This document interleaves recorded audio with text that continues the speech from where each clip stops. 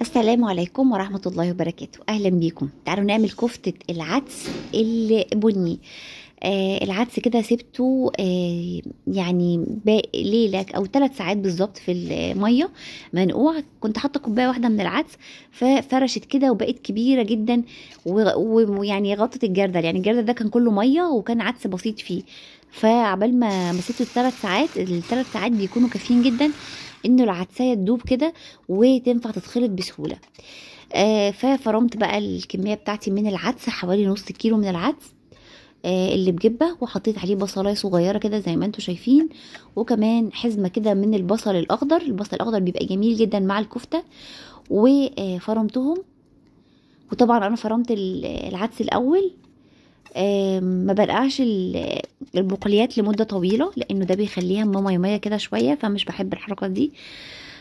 وهحط عليهم بقى كمان شوية من الخضرة.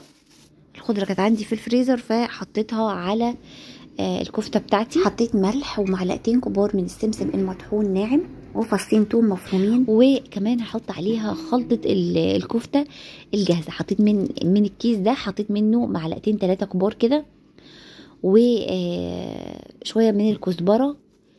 وهبتدي ان انا ادعكهم كلهم كده مع بعض واخلط الكفتة بتاعتي. شوية كمان من بهارات السبعة مع خلطة الكفتة بتدي طعم تحفة يا جماعة للكفتة بتاعتي.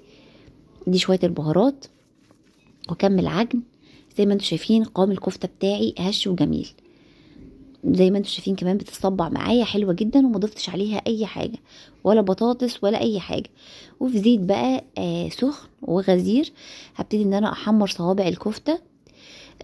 ممكن نحط عليها رشة من البيكربونات او رشة من البيكنج باودر.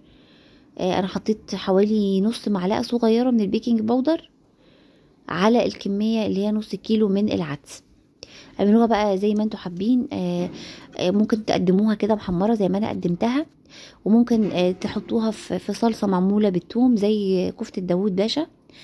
ممكن تقدموها مع مايونيز وكاتشب زي ما انا عملت النهارده، ومع سلطة لذيذة ولطيفة وخفيفة كده مع الصيف، وفي نفس الوقت مليانة بالبروتينات وبالعناصر الغذائية المفيدة. يا رب تكون عجبتكم. اشوفكم الفيديو الجاي ان شاء الله. باي باي.